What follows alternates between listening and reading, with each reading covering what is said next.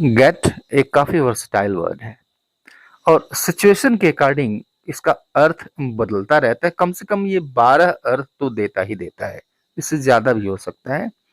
तो आइए इस वीडियो में हम समझते हैं गेट के इन सभी अर्थों को किस सिचुएशन में क्या अर्थ देता है और इसे कैसे यूज करते हैं। So let us start the video. सबसे पहले हम उन अर्थों को देखते हैं जो हमारे लिए बहुत कॉमन है और एवरीडे इनसे हमारा एनकाउंटर होता रहता है। तो पहला अर्थ इसका लेते हैं। पहला अर्थ इसका है होना। हिंदी में तो होना होता है, इंग्लिश में गेट होता है। अब यह जो होना है या फिर ये गेट है, ये बताता है कि कोई व्यक्ति या फिर कोई वस्तु उसका चेंज ऑफ स्टेट हो गया, यानी एक अवस्था से दूसरी अवस्था में बदल गया। ठीक है, आप नॉर्मल हैं, अब कोई चीज देखते हैं, आप सरप्राइज हो जाते हैं। सरप्राइज हो जाना ये चेंज इन स्टेट है। अवस्था नॉर्मल से बदलकर सरप्राइज्ड वाली हो गई, तो गॉट सरप्राइज्ड यानी चकित हो गया। तो ये गेट है, ये इस बात को गेट बताता है। एग्जाम्पल देखिए कि शी गॉट स्केयर्ड यानी वह भयभीत हो गई। तो गॉट स्केयर्ड मतलब भयभीत हो गई।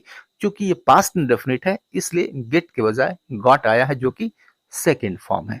प्रेजेंट इंडेफिनिट है, सेकेंड फॉर्म इसका यूज होता है आई गॉट सरप्राइज्ड, मतलब मैं चकित हो गया। अब सिचुएशन समझिएगा, सिचुएशन के अकॉर्डिंग ये गेट जो है सिचुएशन के अकॉर्डिंग अर्थ देगा। अभी मैंने बताया है I reach the hotel and inquired if there was any room vacant, यानी मैं होटल पहुंचा और मैंने पूछताछ की कि क्या कोई रूम खाली है। आई गॉट सरप्राइज्ड, अब यहाँ पे आई गॉट सरप्राइज्ड, मैं तो नॉर्मल होके गया था, लेकिन आगे ये चलकर कहा गया कि आई गॉट सरप्राइज्ड यानी मैं चकित हो गया। पहले तो नॉर्मल था, बाद में मैं चकित हो गया, आश्चर्यचकित हो, आई गॉट सरप्राइज्ड। तो ये गॉट ये बताता है अवस्था में परिवर्तन हो गया, चेंज इन स्टेट हो गया। I got surprise to know, मैं यह जानकर चकित हो गया that someone had booked a room already in my name, कि किसी ने पहले ही मेरे नाम से रूम बुक कर दिया है। Right, change in state. He got excited, he got excited, वो एक्साइटेड हो गया। इट इज गेटिंग डार्क, अंधेरा हो रहा है। ठीक है, अवस्था में परिवर्तन हो रहा है, किसी चीज की अवस्था में परिवर्तन हो रहा है। इट इज गेटिंग डार्क, अंधेरा हो रहा है, अर्थ इसका हो रहा निकल रहा है। तो गेट मतलब होना। यू शुडंट गेट नर्वस, यानी तुम्हें नर्वस नहीं होना चाहिए, यानी अभी तो तुम नॉर्मल हो, अब मैंने तुमको ये बता दी कि तुम्हारा इंटरव्यू बस जस्ट शुरू होने वाला है, तो फिर तुम नर्वस हो गए, अवस्था बदल गई। तो नर्वस होना, होना get, you shouldn't get nervous, तुम्हें नर्वस नहीं होना चाहिए। She must be getting ready, यानी वह जरूर अवश्य ही तैयार हो रही होगी। गेटिंग रेडी, तैयार होना, रेडी तैयार, गेट होना, गेटिंग रेडी तैयार हो रही होगी। There is nothing to get angry, गुस्सा होने वाली कोई बात नहीं है। राइट, टू गेट एंग्री, गुस्सा होना। There is nothing to get angry. तो ऐसे समझिए, इस सिचुएशन में जब हम यूज करते हैं तो सिचुएशन के अकॉर्डिंग ये अपना अर्थ बदलता है। यहाँ पे होना अर्थ देगा, चेंज इन स्टेट। अब ये दूसरा अर्थ देखिए, दूसरा अर्थ इसका मिलना होता है, पाना होता है, या फिर प्राप्त करना, जिसको हम रिसीव भी कहते हैं, इंग्लिश में इसको हम गेट कहते हैं। और देखिए in most of the cases आप देखेंगे कि जो इनफॉर्मल इंग्लिश है, इनफॉर्मल इंग्लिश में गेट ज्यादा यूज किया जाता है। ठीक है, तो गेट मतलब रिसीव करना, प्राप्त करना, मिल जाना या फिर पाना। जैसे आई will get a job very soon, यानी बहुत जल्दी मुझे जॉब मिल जाएगी। आई विल गेट, मुझे मिल जाएगी। आई will get a job very soon, मुझे बहुत जल्दी जॉब मिल जाएगी। She got an offer from a reputed company, यानी एक रेप्यूटेड कंपनी से उसको ऑफर मिला। ऑफर मिला मतलब वो पाया, प्राप्त किया, रिसीव किया, got. He got a beautiful gift from his father, he got a beautiful gift from his father, यानी उसे अपने पिता से एक सुंदर सा गिफ्ट मिला। ही गॉट, ही गॉट उसने प्राप्त किया या फिर उसे मिला। Right, I didn't get any information about him, यानी उसके बारे में मुझे कोई इंफॉर्मेशन नहीं मिली। तो आई डिडंट गेट, मुझे नहीं मिला, आई डिडंट गेट मैंने प्राप्त कि नहीं किया, मैंने रिसीव नहीं किया, I didn't get any information about him, right. Finally I got a man who could help me. Finally यानी अंत में, आई गॉट अ मैन, मुझे एक आदमी मिल गया जो मेरी मदद कर सकता था। ठीक है, तो गेट मीन्स मिलना, प्राप्त करना, रिसीव करना। इस शब्द से, गेट के इस अर्थ से हम परिचित है, आप सभी लोग परिचित होंगे पहले से। ठीक है, आइए अगले अर्थ पे चलते हैं। अगला अर्थ इसका निकलता है पहुंचना, किसी जगह पे पहुंचना। आप देखेंगे कि गेट के बाद कोई डेस्टिनेशन आ जाता है, ठीक है, कोई एडवर्ब ऑफ प्लेस आ जाए, तो दो बातें यहाँ पे होंगी। गेट के बाद अगर कोई डेस्टिनेशन का नेम आता है तो गेट के बाद टू होता है, फिर नेम ऑफ डेस्टिनेशन होता है। लेकिन अगर गेट के बाद कोई एडवर्ब आता है तो बीच में कोई प्रेपोजिशन का लफड़ा नहीं रहता, सीधा सीधा एडवर्ब लिखा जाता है। तो इस बात को याद रखिएगा, get plus to plus name of place and get plus adverb of place. इसके पहले कोई प्रेपोजिशन नहीं। एग्जांपल देखिए कि we got to the station at 6। We got to the station at 6 यानी 6 बजे हम स्टेशन पहुंच गए। तो गेट मतलब पहुंचना, किसी जगह पे पहुंचना, कहीं पर पहुंचना। When did you get home yesterday? When did you get home yesterday? यानी कल तुम घर कब पहुंचे। तो when did you get, कब पहुंचे। अब देखिए होम जो है, होम को माना जाता है कि ये एडवर्ब है, ठीक है, इसलिए प्रायः इसके पहले प्रेपोजिशन यूज नहीं किया जाता है, तो गेट के बाद प्रेपोजिशन नहीं आया। Shivani will get late because she has missed her bus. अब इसका मतलब ये हो कि यहाँ इसका मतलब हुआ कि शिवानी विल गेट लेट, यानी शिवानी देर से पहुंचेगी, या फिर ऐसे भी लगा लीजिए शिवानी को देर हो जाएगी, देर से पहुंचेगी, बिकॉज क्योंकि she has miss the bus, क्योंकि उसकी जो बस है वो छूट गई है। तो यहाँ पर गेट का एक अर्थ ये निकलता है पहुंचना, टू गेट, पहुंचना, विल गेट, पहुंच। I caught a bus to get there on time. I caught a bus यानी मैंने एक बस पकड़ ली, to get there on time, वहां पर समय से पहुंचने के लिए। तो गेट का मतलब पहुंचना।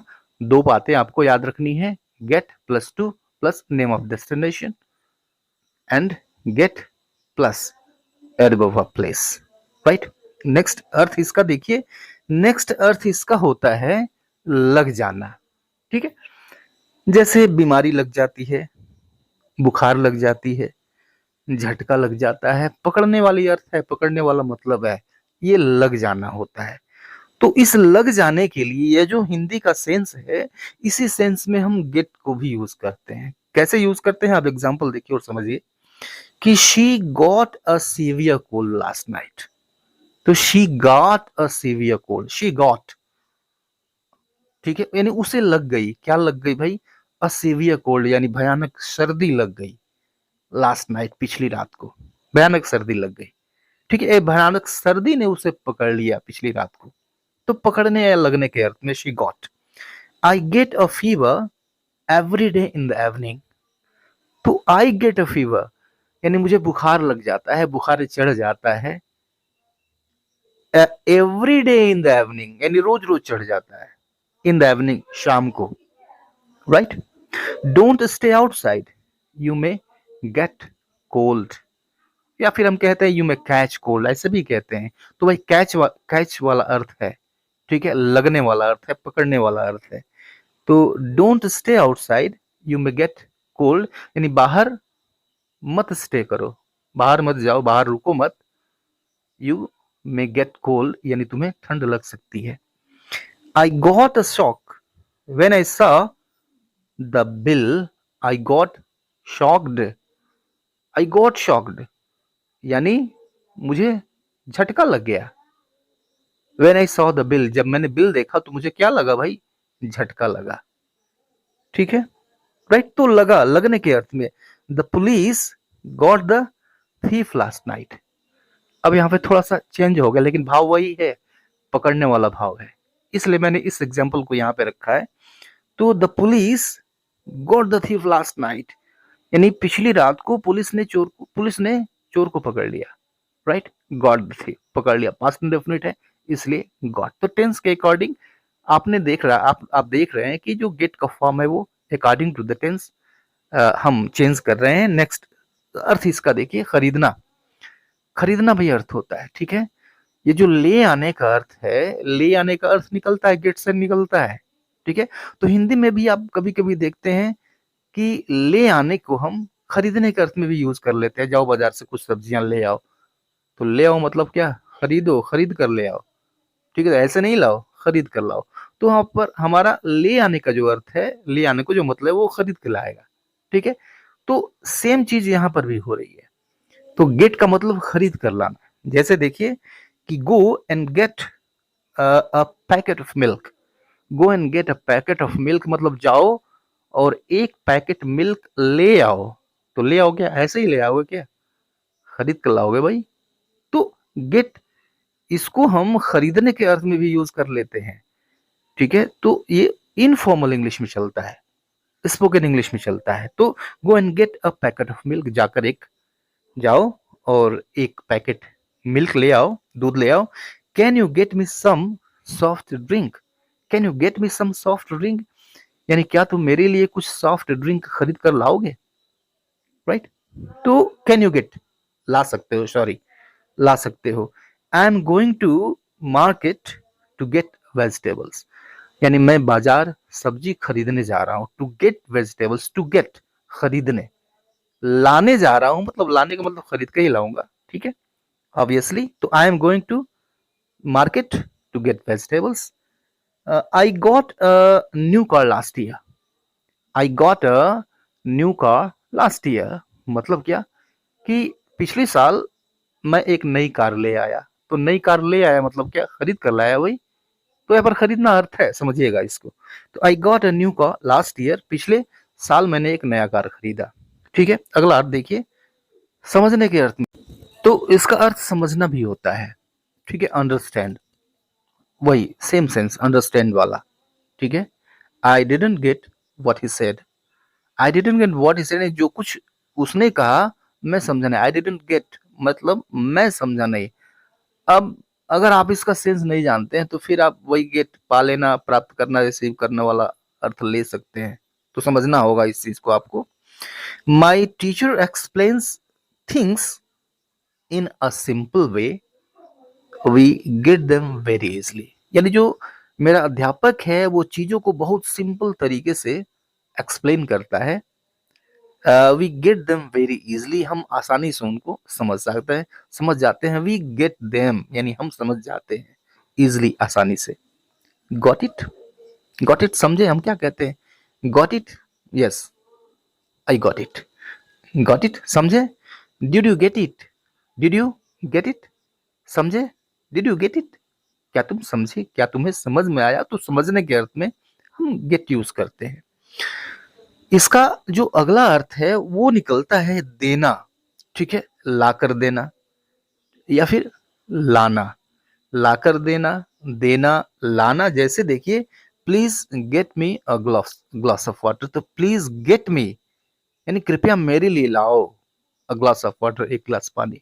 तो गेट मीन्स जाकर लाना या फिर लाकर देना, देना। तो I got him a chair. I got him chair, तो समझिएगा इसको, got, I got him a chair यानी मैंने उसको एक कुर्सी दी। I will get your bag यानी मैं आपका बैग ले आऊंगा, आप चलें स्टेशन, मैं आपका बैग ले आता हूं। I will get your bag. Go and get my shoes and socks, यानी जाओ मेरे जूते और मोजे ले आओ। राइट, तो go and got, go and get, right. तो गेट मतलब जाकर लाना, लेकर आना, राइट। अब आप देखेंगे कि गेट को रेडी के साथ भी इस्तेमाल किया जाता है, और यहां पर गेट रेडी मीन्स तैयार हो जाना या तैयार करना भी होता है, राइट। जैसे देखिए, आई will get the dinner prepared या फिर ready. I will get the dinner prepared या फिर रेडी यानी मैं खाना तैयार कर दूं, मैं डिनर तैयार कर दूंगा। She is getting ready for school यानी वो स्कूल के लिए तैयार हो रही है, राइट। गेटिंग रेडी, तैयार हो रही है, present continuous tense. The mother is getting the kids ready, right, यानी माँ बच्चों को तैयार करे। The mother is getting the kids ready, बच्चों को तैयार कर रही है। I will take 10 minutes to get ready, यानी मैं तैयार होने में 10 मिनट लूंगा, मुझे तैयार होने में 10 मिनट लगेंगे। Get the presentation ready within half an hour, get the presentation ready यानी प्रेजेंटेशन को तैयार कर लो within half an hour, आधे घंटे में, राइट। तो तैयार करना, तैयार होना, ओके। ये कुछ कॉमन यूजेस थे, कुछ कॉमन अर्थ थे जिनसे हम पहले से परिचित हैं, ठीक है। सिचुएशन के अकॉर्डिंग इनका अर्थ बदलता रहता है। अब देखिए कि इसको हम कॉजेटिव वर्ब के रूप में भी यूज करते हैं। वैसे कॉजेटिव वर्ब के रूप में हम मेक भी यूज करते हैं, हैव भी यूज करते हैं, ठीक है, गेट को भी यूज करते हैं, लेकिन थोड़ा सा सेंस जो है वो थोड़ा सा बदलता है। इस बात को ध्यान में रखिएगा कि जब हम किसी काम को दूसरे से करवाते हैं, ठीक है, उसको हम मनाते हैं, परसुएट करते हैं, बहलाते हैं, फुसलाते हैं, कन्विंस करते हैं, तो फिर हम गेट। अब देखिए जब आप गेट का इस्तेमाल करते हैं, जो सुनने वाला समझ जाता है कि किसी को परसुएट करके, किसी को बहला करके, फुसला करके या फिर उसको कन्विंस करके काम करवाया जा रहा है, ठीक है। तो पॉजिटिव वर्ब, जब आप कोई काम खुद न करें, दूसरे से करवाएं, ठीक है। कोई काम करने का ठेका आपने किसी दूसरे को दे दिया, ठीक है, कि चल भाई मैं तेरा ये काम मैं करवा दूंगा, तो वो पॉजिटिव वर्ब हो जाता है। तो पॉजिटिव वर्ब फॉर्म करने के लिए हम गेट यूज करते हैं, राइट। तो अभी देखिए गेट के जो वॉइसेस होते हैं वो एक्टिव वॉइस, एक्टिव वॉइस को प्राय हम नहीं जानते हैं, पैसिव वॉइस को हम समझते हैं। तो सबसे पहले तो एक्टिव वॉइस देखिए, एक्टिव वॉइस का सेंटेंस कैसा होता है कि जैसे आपको कहना है कि मैं अपने बेटे से कमरा साफ कराऊंगा, ठीक है। तो काम कराने वाला मैं, काम करेगा कौन, माय सन, मेरा बेटा करेगा। और काम कौन सा करेगा, साफ करेगा, क्या चीज साफ करेगा, रूम साफ करेगा, ठीक है। तो यह जो आई है ये तो हो गया सब्जेक्ट, ठीक है। और जो काम करेगा वो हो गया डूअर, राइट। तो इसका जो पैटर्न होता है वो होता है सब्जेक्ट, फिर हेल्पिंग वर्ब आनी है तो आएगी, फिर आता है गेट, राइट, और फिर आता है डूअर, और फिर काम करना, इसको हम इन्फिनिटिव फॉर्म में लिखते हैं, और फिर जिस चीज पर काम होता है इसके बाद, ठीक इसके बाद होता है, राइट। देखिए कैसे कि I will get my son to clean this room, यानी इस कमरे को मैं अपने बेटे से साफ कराऊंगा, यानी इसको मनाऊंगा, बहलाऊंगा, फुसलाऊंगा, फिर वो साफ करेगा, ठीक है। तो अब यहाँ पे आई ये काम कराने वाला है। देखिए इसका जो प्लेस है सेंटेंस में वो कहाँ कहाँ है, इस बात पे ध्यान देना जरूरी है कि आई विल गेट माई सन, तो आई विल गेट, और फिर देखिए माई सन ये डूअर है वास्तव में, और ये जो काम है साफ करने का, टू क्लीन, इसको इन्फिनिटिव फॉर्म में रखते हैं, और फिर जो चीज जिस चीज पे काम होगा, दिस रूम, ये लास्ट में हमने रखा। तो I will get my son to clean this room, यानी इस कमरे को मैं अपने बेटे से साफ कराऊंगा। ये एक्टिव वॉइस है, ध्यान रखिए एक्टिव वॉइस। अब मैं पैसिव वॉइस भी इसका बताऊंगा, ठीक है। I will get Ravi to beat you, I will get Ravi to beat you, यानी मैं रवि से तुम्हें पिटवा दूंगा। अब यहां पर देखिए काम कौन कराएगा, मैं कराऊंगा, आई विल गेट रवि। और किससे कराएगा, डूअर, काम करेगा कौन वास्तव में, रवि करेगा, राइट। और काम क्या होना है, पीटने का, टू बीट। और देखिए काम किस वस्तु पर या किस आदमी पर होना है, यू पर होना है, ये टू बीट यानी इन्फिनिटिव के बाद आया है। I will get Ravi to beat you, मैं तुम्हें रवि से पिटवा दूंगा, राइट। एक सेंटेंस और देखिए कि you will get your father to sign this paper, you will get your father to sign this paper, यानी इस पेपर पे अपने पिता से तुम साइन करवाओगे, ठीक है। तो यहाँ पर देखिए ये सब्जेक्ट है यू, ये काम करवाने वाला है, राइट। और गेट यूज हुआ है यहाँ पे, और साइन कौन करेगा वास्तव में, योर फादर। और जो काम होगा टू साइन, इन्फिनिटिव फॉर्म में, और फिर देखिए किस चीज पे होगा, दिस पेपर, राइट। तो ये पैटर्न होना चाहिए, यह जो ऑर्डर है इसी ऑर्डर में ये सारी चीजें होनी चाहिए। ये सारे एक्टिव वॉइस में है। अब इनको पैसिव वॉइस में हम जब डिनोट करते हैं, पैसिव वॉइस में नोट करते हैं, तो इसमें डूअर जो होता है, जो काम करने वाला होता है, उसको हम लिखते ही नहीं है, ठीक है, हटा देते हैं।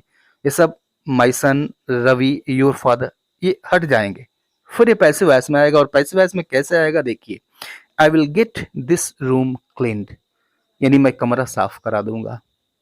कौन करेगा मेंशन नहीं है। I will get you beaten, मैं तुम्हें पिटवा दूंगा, राइट, मैं तुम्हें पिटवा दूंगा। कौन पीटेगा मेंशन नहीं है। You will get this paper signed, यानी इस पेपर को तुम साइन करवाओगे। ठीक है, ये सारे पैसिव हैं और पीछे एक्टिव देखा आपने, और ये सारे के सारे पैसिव हैं। तो पैसिव फॉर्म चेंज्ड है। आपने देखा एक्टिव डिफरेंट टाइप का है, पैसिव डिफरेंट टाइप का है। ये गेट एक्टिव और गेट पैसिव है, राइट। गेट को हम पैसिव वॉइस में भी इस्तेमाल करते हैं। पीछे हमने गेट गेट कॉजेटिव का पैसिव देखा है। जो नॉर्मल पैसिव वॉइस है उसमें गेट इस्तेमाल होता है बी की जगह पे, यानी इज, एमा, वाज, वर और बी, इन सब के जगह पे हम गेट इस्तेमाल करते हैं। कैसे करते हैं, और कैजुअल इंग्लिश में होता है, स्पोकन इंग्लिश में होता है, इनफॉर्मल इंग्लिश में होता है। कैसे होता है आप देखिए कि द चेयर वॉज ब्रोकन, क्या अर्थ हुआ इसका, द चेयर वॉज ब्रोकन, इसके दो अर्थ निकलते हैं। कुर्सी तोड़ी गई, इसका अर्थ ये निकलता है कुर्सी तोड़ी गई, और इसका अर्थ निकलता है कुर्सी टूटी हुई थी। दोनों अर्थ निकलता है। तो जब हम वाज, वर या फिर इज, एम, आर यूज करते हैं, फिर वर्ब की थर्ड फॉर्म यूज करते हैं, तो इसका जो अर्थ है वो क्लियर नहीं हो पाता है। अब इसका अर्थ क्या निकालेंगे आप, कुर्सी टूटी थी ये निकालेंगे, या फिर तोड़ी गई ये निकालेंगे। अब इस चीज को सॉल्व कर देता है कौन, गेट सॉल्व कर देता है, और ये बताता है कि इसका अर्थ है कुर्सी तोड़ी गई, ये इसका अर्थ है। ठीक है, the chair got broken, right. तो वाज की जगह पे गॉट यूज हो गया। गॉट क्या है, यह गेट का सेकंड फॉर्म है, और वाज क्या है, यह बी का सेकंड फॉर्म है या पास्ट फॉर्म है। ठीक है, फॉर्म सेम है। The tea is being prepared, passive voice है, the tea is being prepared, इसका मतलब हुआ चाय तैयार हो रही है। चलिए बीइंग को हम गेटिंग से रिप्लेस कर देते हैं, the tea is getting prepared, इसका भी मतलब वही है, चाय तैयार हो रही है या फिर चाय तैयार की जा रही है। ठीक है, तो बीइंग के बजाय गेटिंग, ये इनफॉर्मल इंग्लिश में खूब चलता है। बीइंग फॉर्मल इंग्लिश में, रिटन इंग्लिश में खूब चलता है। ठीक है, the computer was fixed, computer was fixed, इसका मतलब हुआ कंप्यूटर को फिक्स किया गया, कंप्यूटर को सही किया गया। अब इसको हम ऐसे भी लिख सकते हैं, the computer got fixed, computer को सही किया गया। वाज ये पास्ट फॉर्म है किसका, बी का पास्ट फॉर्म है, और ये गॉट यह गेट का पास्ट फॉर्म है, right. His house is being sold, यानी उसका घर बिक रहा है या फिर उसका घर बेचा जा रहा है। अब इसको हम ऐसे भी लिख सकते हैं, his house is getting sold, उसका घर बिक रहा है या फिर बेचा जा रहा है, दोनों का मतलब एक ही है। माई पर्स गॉट स्टोलन, ठीक है, माई पर्स वॉज स्टोलन, ठीक है, मेरा पर्स चोरी हो गया, या फिर my purse got stolen, right. अगला अर्थ देखिए, अगला अर्थ है मौका पाना। अब देखिए कि कोई काम अगर संयोगवश हो जाता है, कोई काम करने का मौका आपको मिल जाता है, वहां पे बहुत ही ब्यूटीफुली हम यूज करते हैं टू, राइट। जैसे कि I never got to meet him, I never got to meet him. अब देखिए गॉट का जो, गेट का जो सेंस है, अगर वो आप नहीं समझते हैं तो अब इस सेंटेंस का जो अर्थ है, सेंस लगाना ये बड़ा मुश्किल हो जाएगा। तो समझना होगा आपको, I never got to meet him, भाई ये क्या चक्र है, गॉट फिर टू और फिर वर्ब की फर्स्ट फॉर्म। वास्तव में ये बता रहा है कि मुझे उससे मौका, उससे मिलने का कभी मौका नहीं मिला। ठीक है, चांस, चांस की बात करता है। तो चांस जब बताना हो तो get plus to plus verb की फर्स्ट फॉर्म यूज करते हैं। ठीक है, she got to see, she got to see the match for the first time, यानी उसे पहली बार मैच देखने का मौका मिला। She got to see the match, right. अब यहाँ पे गेट मेन वर्ब हो गया, got to see the match, past indefinite बता रहा है। ठीक है, finally I got to go abroad, finally यानी अंत में मुझे विदेश जाने का मौका मिला, विदेश घूमने का मौका मिला। Finally I got to go abroad. तो आप चाहें तो इसके जगह पे चांस लगा सकते हैं, चांस, क्योंकि चांस की बात है, मौके की बात है, अपॉर्चुनिटी की बात है। तो लगा सकते हैं गेट से भी ये चीजें बताई जाती हैं इनफॉर्मल इंग्लिश में। स्पोकन में इसका काफी यूज होता है। ठीक है, you will get to talk to her, you will get to talk to her, don't worry, यानी तुम्हें उससे बात करने का मौका मिलेगा, don't worry, you will get to talk to her, right. तो मौका मिलने की बात, गेट टू और फिर वर्ब की फर्स्ट फॉर्म, राइट। अब फ्रेजल वर्ब्स कई सारे होते हैं जो जिसमें गेट होता है, गेट के साथ डिफरेंट प्रेपोजिशन जब हम लगाते हैं तो इस गेट का अर्थ बदलता रहता है। समझना पड़ेगा, आपको समझना होगा। अगर पूरे सेंटेंस का अर्थ समझना चाहते हैं या फिर अपने सेंटेंस में उसको यूज करना चाहते हैं तो आपको समझना पड़ेगा। जैसे गेट अप, काफी कॉमन ये फ्रेज है, वर्बल फ्रेज है।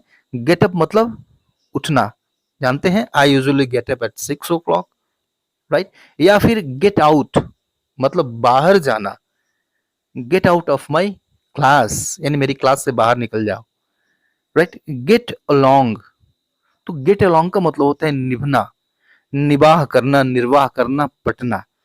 जैसे she doesn't get along with her husband, she doesn't get along with her husband यानी उसकी अपने हस्बैंड से पटती नहीं है, उसकी अपने हस्बैंड से निभती नहीं है। गेट अलोंग, तो गेट अलोंग के साथ हम विद यूज करते हैं। ठीक है, फ्रेजल वर्ब है ये। तो गेट अवे, गेट अवे का अर्थ निकल जाता है भाग जाना। The thief got away with valuables यानी चोर कीमती सामान लेकर भाग गया, कीमती सामान के साथ भाग गया, गॉट अवे भाग गया, राइट। गेट बैक लौटना होता है, वापस आना होता है। I will get back in an hour यानी मैं 1 घंटे में लौट आऊंगा। गेट इन, गेट इन का मतलब प्रवेश करना, घुसना, अंदर आना। Let him get in, let him get in यानी उसे अंदर आने दो। गेट थ्रू मतलब होता है सफल होना, गेट थ्रू। अब देखिए इन सब में क्या लग रहा है, गेट के ठीक बाद कोई प्रेपोजिशन लगा रहे हैं और अर्थ इसका बदल जा रहा है। ऐसे वर्ब्स को हम फ्रेजल वर्ब्स कहते हैं। तो गेट के ये सिर्फ 12 अर्थ ही नहीं होते हैं, सिचुएशन के अकॉर्डिंग इनका अर्थ बदल रहा है, आप देख रहे हैं। और भी अर्थ होते हैं इसके। लेकिन आज के लिए इतना ही, मिलता है नेक्स्ट वीडियो में, तब तक के लिए good bye and take care.